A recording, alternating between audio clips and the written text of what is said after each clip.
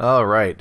Earthshaker reinforcements. Go to the northern clearing. Travel to the northern clearing and search for the Earthshaker reinforcements. Let's see how that goes. I'm surprised that we still have 7 days left. I wonder if there's going to be more waves of quests that go on here. Scouting. The tiers. I might as well check a few of these because they've been stacking up for a while. The tiers are a dangerous place full of lurking enemies and carefully concealed secrets. Enable Scouting mode by pressing L, left Alt, to move stealthily and search for hidden objects like traps and hidden containers. The character's ability to find hidden objects is based on their subterfuge skill. A higher subterfuge skill will allow them to find objects at greater distance, as well as those that are more cleverly concealed. So that's... oh, right, left Alt. They won't see me coming. Boom. Also the same thing as just pressing that obvious stealth button down there. Stealth. Scouting is a mode used for both stealth and for finding hidden objects and traps. When scouting, your character's selection circles will start to fill with yellow while a hostile character is starting to detect them. So that's the same system we saw before. Haven't really interacted with that yet though. Once the circle fills yellow, the character is suspicious and will move to investigate while the circle fills red. If the circle becomes fully red, your characters will be discovered. Several talents would grant your character bonuses when attacking from stealth.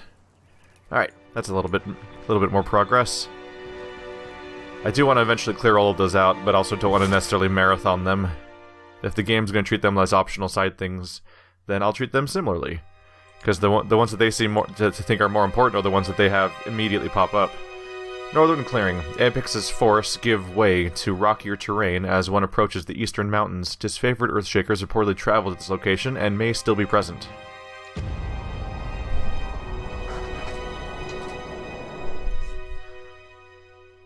It's interesting, a lot of these scenarios have enough variation in their outcome. I can almost see myself doing a second playthrough. The question is just whether it'll feel worth it by the end. It'll probably depend a little bit on just how long it takes the first time. And even then, maybe I'd want to spend time, waiting and, come back much later for a second playthrough as opposed to immediately, where it might be... yes. A lot of the basic story stuff might be too repetitive. Even if the decisions themselves can be really different. Don't think he's gonna... oh, I should left Alt. On the lookout. I should use stealth at least. Come out, you cowards! What's happening over there? Let's see, we have an Earthshaker hood. Might be good for our caster. Or identical to our current caster set. Alright. Earthshaker staff. It's like the other staffs, but worse. But it has crush damage. Interesting. It looks like it has... it almost looks like it's ranked as having higher damage. Oh, the recovery is significantly slower is why it's a bummer. Come out, you cowards. Don't waste your breath. We should just starve them out. So these are the bad guys. Not bad guys. Our opponents. There's an archer, sun soldier, honor guard, two honor guards. That's slightly unusual. Let's see. I could probably funnel them pretty well. If I'm careful. I'm curious, what kind of range? Ooh. I could have fun with this. Here it comes! Boom! So are you currently equipped with a bow? Did I remember to do that? Yeah, you do have a bow already. Is this bow better? More? Oh, wow. A lot of range, so it'd be really good for these kinds of pulls, actually. Oh wait, that's compared to the wrong type of weapons. I was trying to compare it to this. It's a great bow. It has more DPS, more range, more armor penetration. Oh wow, a lot of armor penetration. I can't swap them now though, can I? I'll just have to remember to do that in a moment. But yeah, I should have been having that bow equipped. You're going to go here. You're all going to hang out here. Is there? I forget if there's a hold position button or not. I just want them all to sort of stay back while they approach. Let's see here. I can actually probably get some mileage out of switching to your bow. So you need to get out here. Ow. Right, you guys are still in stealth. Stop that.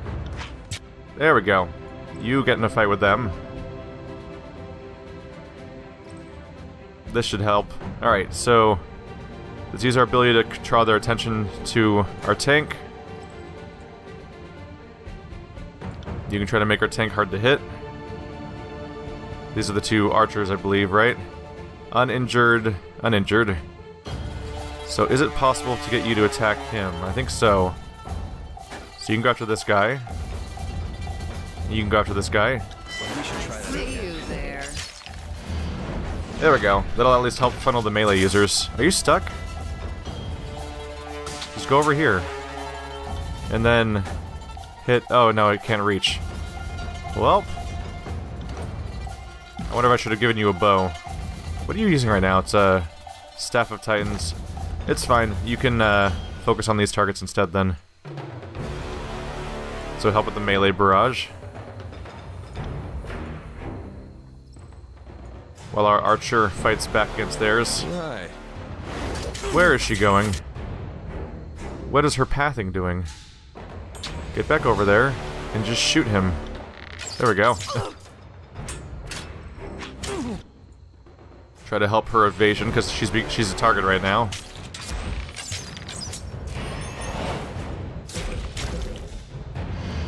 There we go. Let's see. You should probably heal yourself. You already have. Okay.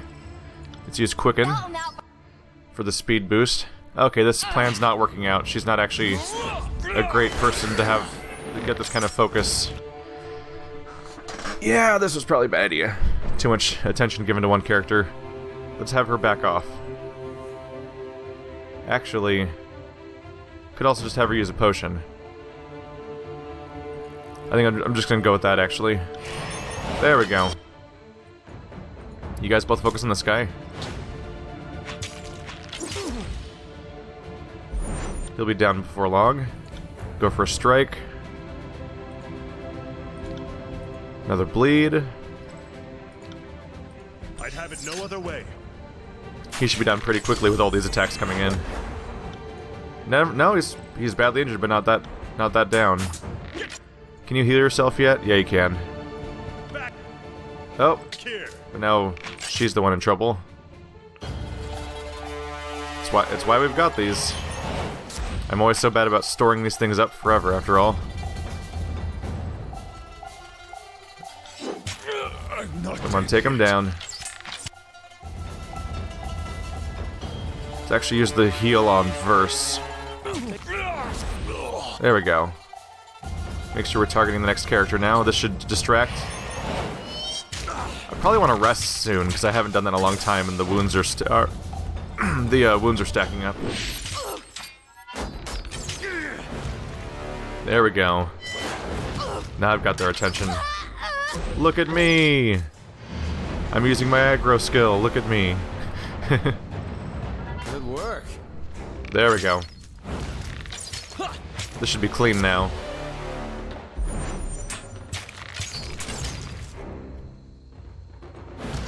Badly injured. There it goes. We're clear.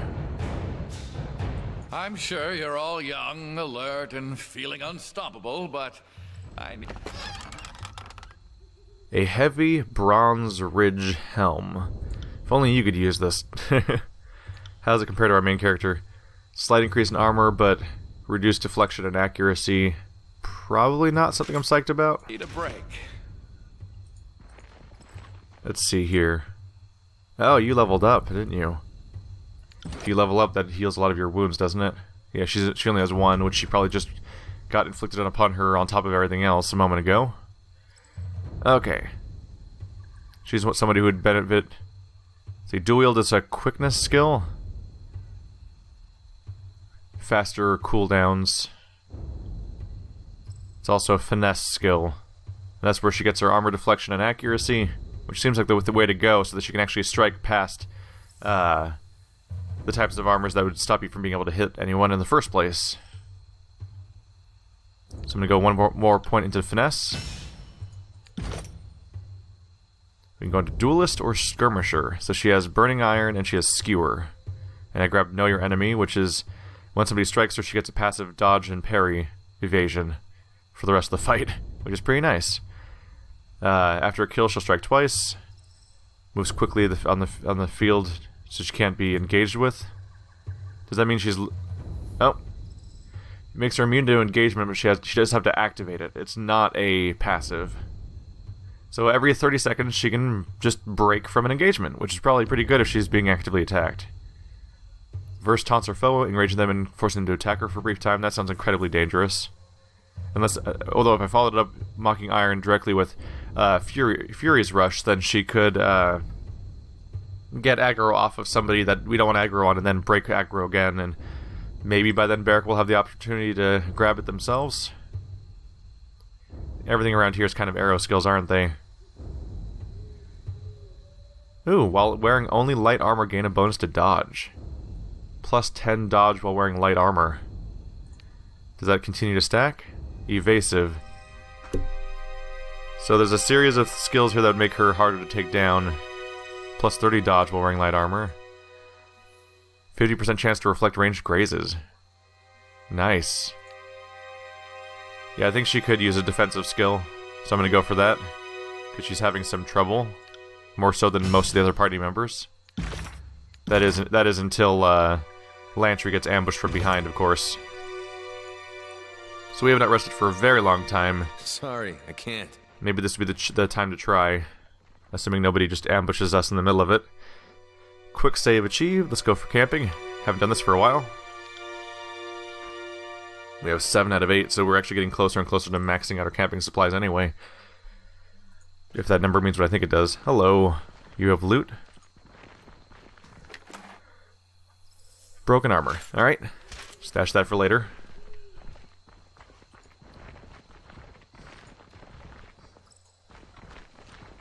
Another body. Blood moss. This is a tiny area, isn't it? Right over here is the boundary of the map. Spotted something. What is that? Oh. Blood moss. Healing item. Potion of protection. And beast blood pollen. Removes random hostile effect. Let's see.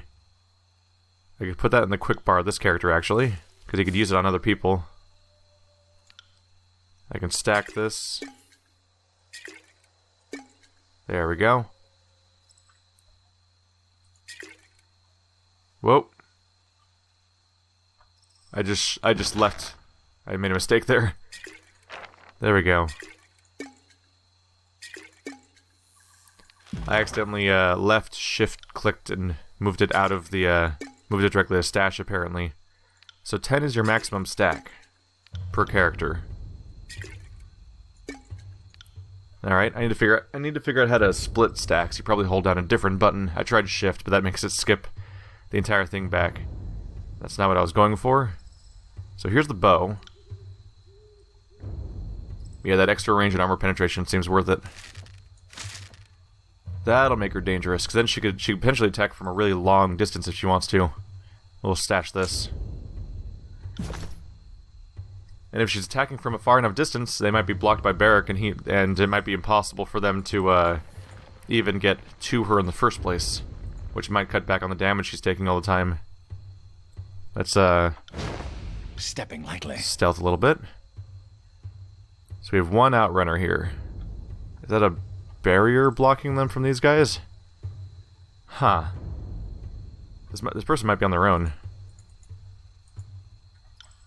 Let's see. You guys hang out here, you guys hang out here. Yes. Oops. You. You got it. I'm curious what kind of range you have with this weapon now. So it says 14 range on the... Oh. Interesting. I have a range of 14 on my skill, but a range of 12 on my attack. So the skill actually has a greater range than her normal attacks do. Let's try to sneak up on this person. This should be a nasty opener. And I can have them running directly into my tank. So now you're gonna run back. Oh, he teleports. Nasty. Nasty. Alright. Hi there. As I pop out of stealth. We're going to make sure you pay attention to me. Unstoppable! And now things get nasty. Pay attention, kids. There we You go. might Is she still in stealth? learn something. No, she's not still in stealth. So this guy should be in some serious trouble now. Yep, there it goes. Oh, I thought they were dead. They just disappeared. Tricky. That went cleanly.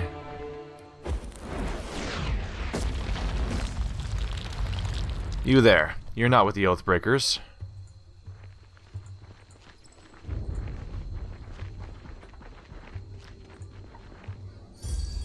Ah, a Fatebinder. How fortuitous. The Earthshaker pounds his chest in salute. For us, I mean. Decidedly not for the Oathbreakers. A smirk quirks the right side of his mouth as he surveys the carnage you have left behind. Whether intended or not, we are indebted for your help. Where are the rest of you? Was part of your squad killed or otherwise separated? Aye, the Oathbreakers felled Grisandair before we could erect the barricade, but our circle alone was all Master Radix could feasibly spare. We're here, and though wayworn, we're ready to help. Wait, your commander's not even here. With all due respect, Fatebinder, it's not a matter I'd expect you to understand. We absolutely cannot abandon Cairn to the Stone Sea. Was Cairn again? Do I know about that one already? As tall as the hills, Cairn is the Archon of Stone. Oh, right, the Archon. Master of earth and soil, destroyer of mountains and cities, Cairn is the reluctant leader of the Earthshaker Guild. Though he is less their teacher and more their object of study, the Massive Archon is sworn to Graven Ash and provides arcane support to the disfavored war effort. The Stone Sea is the name given to what remains of the land of Azure after Kairos' Edict of Stone devastated the landscape. Once a rolling landscape with winding rivers and fertile plains, tectonic shifts have altered the landscape, choking rivers, collapsing roads, and altering the landscape for hundreds of leagues. His nostrils flare with mild ire. As we've only recently located him, and are in the process of constructing a fort to guard his remains, we could not spare another mage, especially now, when the beast tribe that flocked to Cairn in his final days is becoming increasingly territorial and contentious. And so Radix refused Ash's orders? I'm not of a rank to make such sweeping evaluations. The Earthshaker stumbles slightly over his words, but I'd say he interpreted them in his own manner, and to the best of his judgment, rather than outright refusing them. He is an Iron Guard, after all. His decisions, though difficult to make as they may be, will certainly embolden our routing of the tiers. Not if your general and his entire army is dead. He chokes, and the Earthshakers behind him gather closer, murmuring in surprise amongst themselves. One of them, a woman with wispy, russet hair, slaps him on the back so hard shockwaves tremble through you and into the mountains past. If they what? He gasps for breath. How? The Overlord has issued an edict of execution. If we don't take the well by Kairos' Day of Swords, everyone here will die, including Ash. Well, clearly Master Radix was unaware of the severity of the situation. He glances worriedly at the other mages in his circle as they all visibly absorb the meaning of everyone here in the edict's range of affliction. Had we known, assuredly the guild would have come in full force.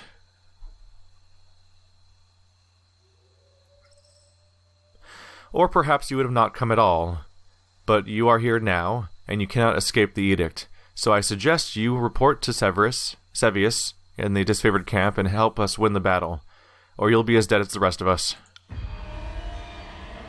With a shaky nod and even shakier salute, the Earthshaker gathers his circle, and cloistered together, murmuring or perhaps chanting in hushed voices, the battle mages march toward the valley. Well, we got him. That wasn't too tough. And they had no idea what was going on. Whoops. Earthshakers move this boulder with ease. Magic that of that magnitude must be crucial for, or may be crucial for taking Vendrian's well. There's another rock down here that they probably could have moved to. Sorry, I can't. But we can't. That is not among our powers. Sorry, I can't. Whoops. So what else over here? Nope, nothing else. Time to go. Alright. Just to be sure, that is every quest complete, basically. We rescued the Earthshakers. It appears he found the research in Stone Seed too compelling to abandon, and only sent a handful of Earthshakers to assist. Sevius will want to know this information. So I believe we're going back to the disfavored camp for both objectives, right? Yep. Both objectives are at the Earthshaker camp. Might as well stop by the Scarlet Course on the way, just because it is on the way. 8 hours, 10 hours. I think they're 2 hours apart, yeah. Just to see if anything changed along the way when I get there. Because sometimes there's like new NPCs popping up or progress. Oh, you can kind of see... I never really noticed that before, but you can see the time of day changing when you take that walk. Well, we probably have 5 or 6 days left by now. That's a relatively long walk.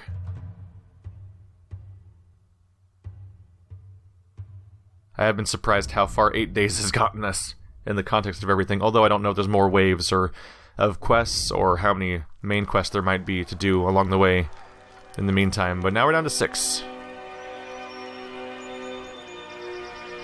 I imagine it's not the most severe time limit because it's a beginning of the game time limit, if nothing else. I want to double check with the trainers, specifically double check what can be trained by each person. Hello, new stuff. Those are the beastmen they were talking about? The hulking creature sizes you up as you approach. He doesn't appear impressed. Its name is Night Yowl. Oh, and claws at throat. They don't show up as tab characters, but they have names when you highlight them. Night Yowl. A young beastman stands in the shadows of an enormous beast woman whose stature still manages to loom over you, even in her crouched position.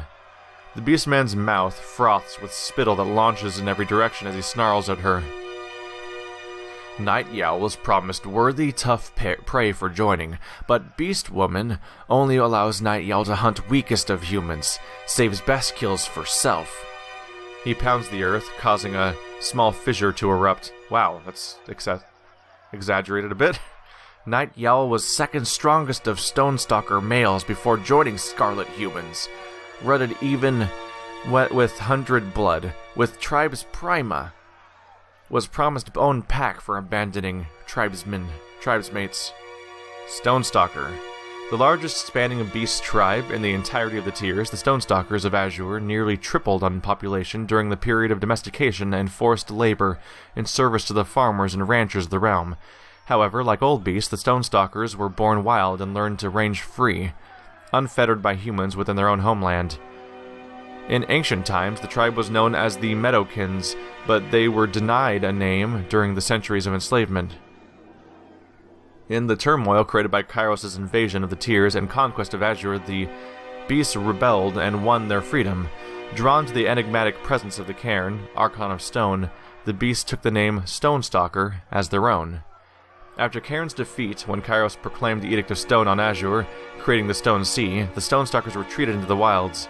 The humans who have since encroached on territory have been slaughtered. Prima, the leader of a beast tribe, a supremacy almost always held by a female. This rank is won and defended through vicious bloodshed and fights for dominance rather than birthright. Many alphas may exist within a single tribe, but only one can rise above the others as Prima. And it does look like she's absolutely huge. The crouched beast woman lets out a deafening cackle, her broad, sharp teeth appearing between each bellow. Strong Stonestalker, beastmen worth running, she snorts. No, claws at throat, sees only mewling first season cub before beastwoman now. Sees only tenderfoot, only weak whelp fit to chase injured, dying prey. Not best fighters on battlefield. Night Yowl bares his teeth and lunges for the beast woman, but she is swift to stand, hackles raised. What are hackles? I actually don't know. And a calloused palm far larger than his head, harshly pins him to the ground in one deft swipe. His face smashes into the earth with a whip-like crack of stone, followed by a deafening whimper, a defeated whimper. Closet Throat stares down at you with as much regret as she might show the wild dogs that roam the camp. Human? She sniffs in your direction, and her nose wrinkles as she scowls, disgusted by your foul scent. Humans, she hacks, always are encroaching on Beastwoman, have no sense of danger, no recognition for prowling, hungry predators, are worse than sniveling beastmen. She grinds the beastman's face deeper into the dirt before lifting her clawed and gnarled fingers off of him. He quickly scrambles to his feet to nurse his head. Always encroaching without prowling. You're in a camp. We're not out in the middle of nowhere. You're in the middle of a camp of humans. Speak, quickly, and maybe Beastwoman will listen. You have Pit Fighter, Hunter, and Athletics options. You can bare your teeth. Just ask normally what's going on here, or why you joined the chorus, or what tribe are you from. The Athletics one's pretty funny to me, actually. So are they a different faction altogether? Nope, they're Scarlet Chorus. Alright.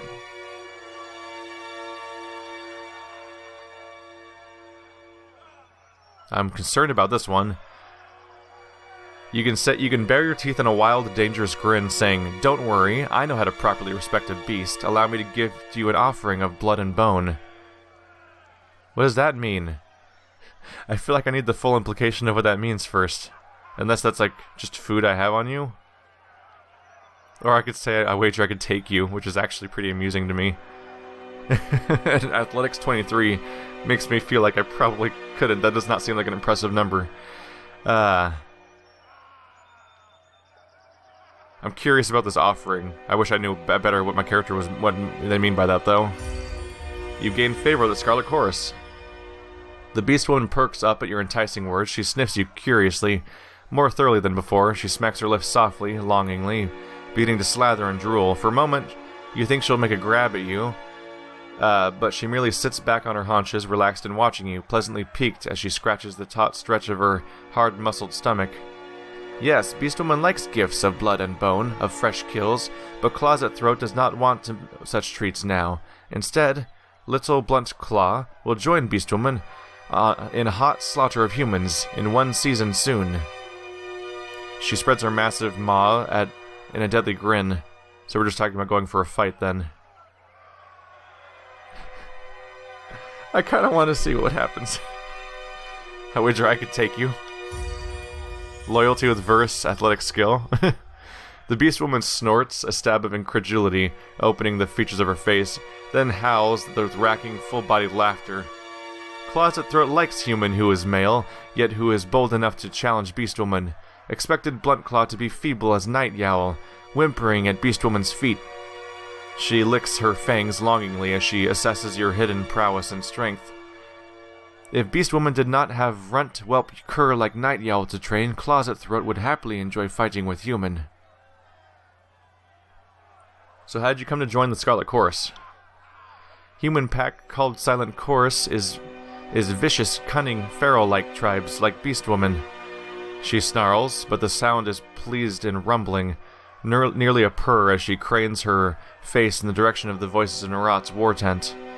Chorus humans are dirty and reek like rotten meat, so easily shriek and tear at own throats, but also respect strongest of pack, and Beastwoman is our strongest of all creatures, our best predators like Archon called Narat, pack's fierce and ruthless alpha, is mystic who can swallow prey, blood and bones whole, makes Beastwoman want to rut, fight, kill.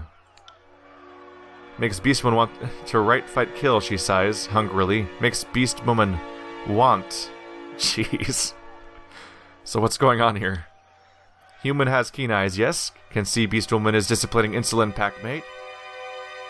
She snaps a menacing sneer at the cowed Beastman. Mewling, whimpering male, Night Yowl will learn Beastman's rank in new pack, or will not survive for many seasons longer. A soft growl burbles up from the back of his throat in response to her threat, but he keeps his eyes downcast, refusing to meet her gaze. What tribe are you from, Beast? She puffs her dirty, hairy teats and purrs with pride. Claws at Throat was born of tribe with no name and no lands, called Summer Snout, by tiersmen who stole azure lands from tribe's ancestors. Then Claws at Throat became Great Stonestalker, slaughtered own slavers, and fought for tribe's freedom. Tribe who became strong, unbreakable as stone, because of earth mystic called Archon Cairn. She sniffs at the memory, but now Cairn sleeps and dreams, drifting slowly into death in Stonelands. 100 Blood protects Free Tribe, and Claws at Throat fights to kill more Tearsmen as Scarlet Stalker. Farewell. No more follow-up to do there. Well, that was an interesting little occurrence, wasn't it? I wonder if one of those characters is going to show... Well, I guess not. I was going to say, well, I wonder if one of those is going to become a party member at some point, because, you know, different backgrounds, different cultures. We have one freelance character, one Scarlet Chorus, one disfavored, so I figured we would get a Beastman character, which we probably will, but neither of those characters were voiced, so they probably are nothing but random characters. Hey guys. Fatebinder, I hope you're exercising your education privileges on those disfavored. Kairos knows they need it. A little judgment would go a long way over there. So let's check in on what they can teach me. So this person can teach bows, dual wielding, and unarmed combat.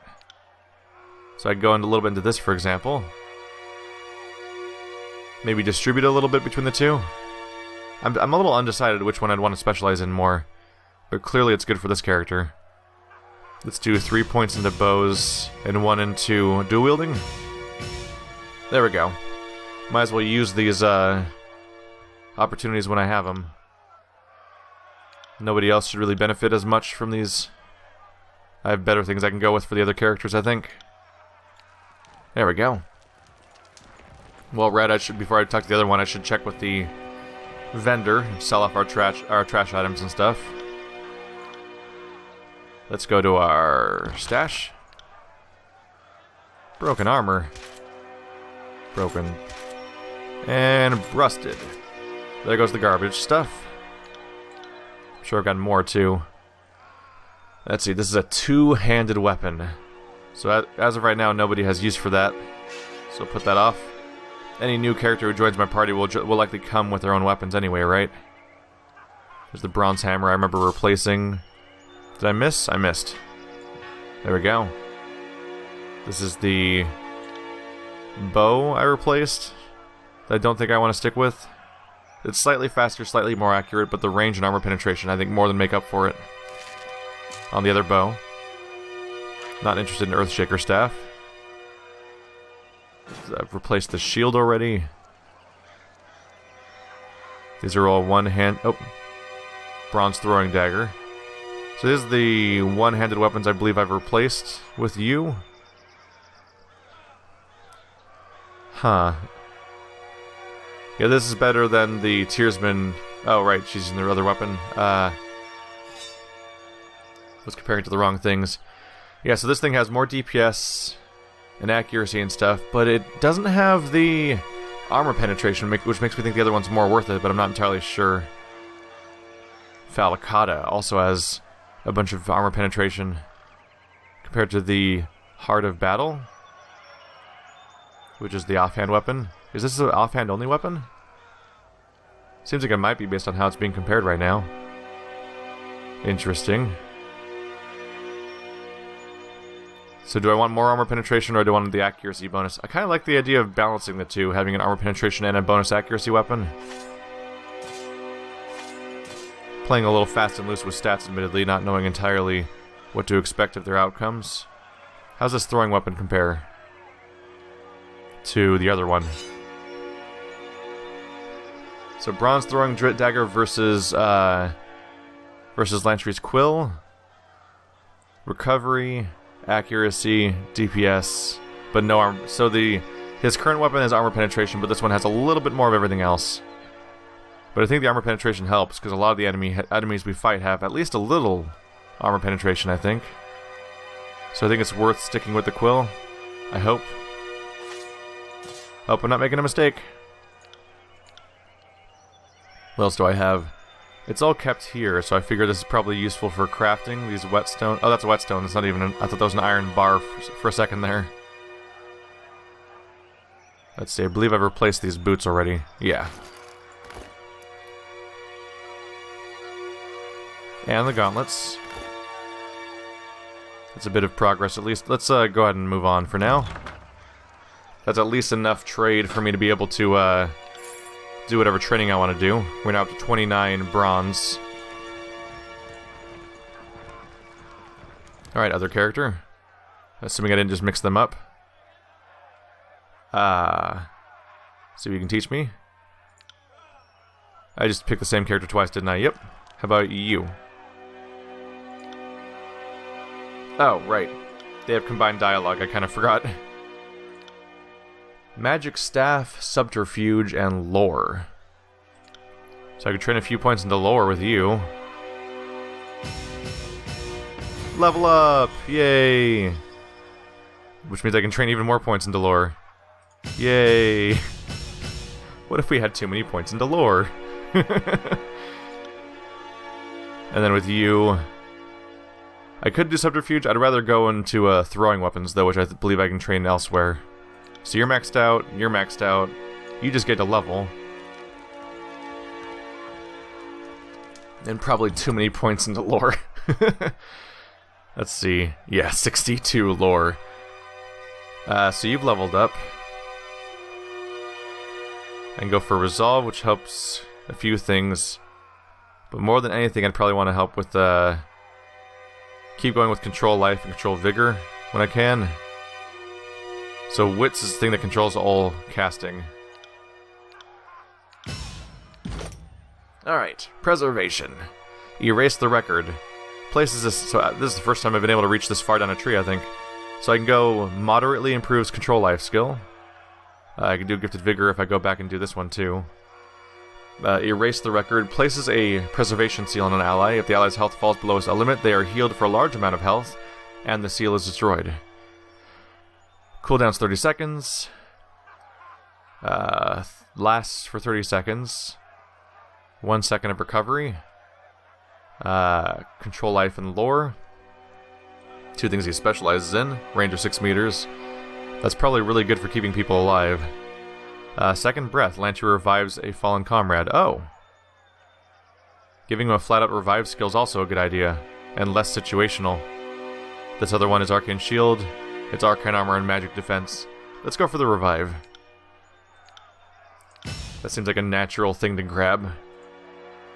1 minute cooldown, so he can revive somebody every minute. Of course, the obvious thing is we have to avoid him going down because he's one of the most vulnerable characters in the party. But it's a chance to bring somebody back up if they fall down in combat, and that's worthwhile. Dude's already level 5, and a decent chunk past that. You level up actually, not particularly slowly. We're now down to 27 bronze. Let's do a little tour to see if I recognize anyone. Let's be off. Any changes around here? Variah Kell. The stink of this place, astonishing. So no update there. Death Knell.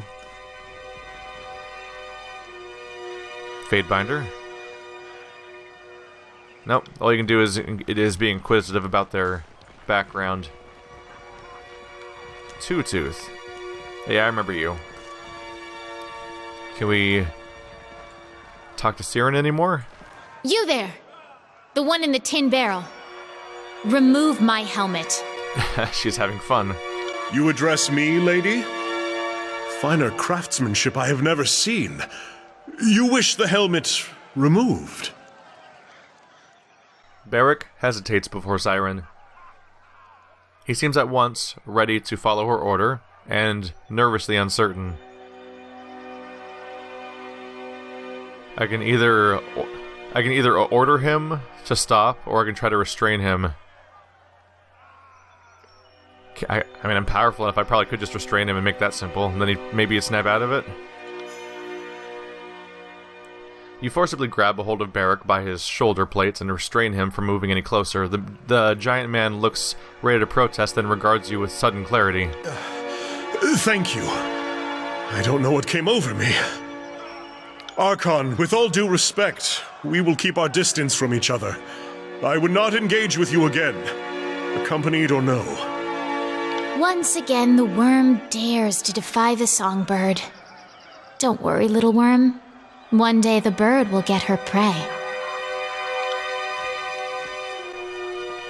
She seems to be having her fun with this, isn't she?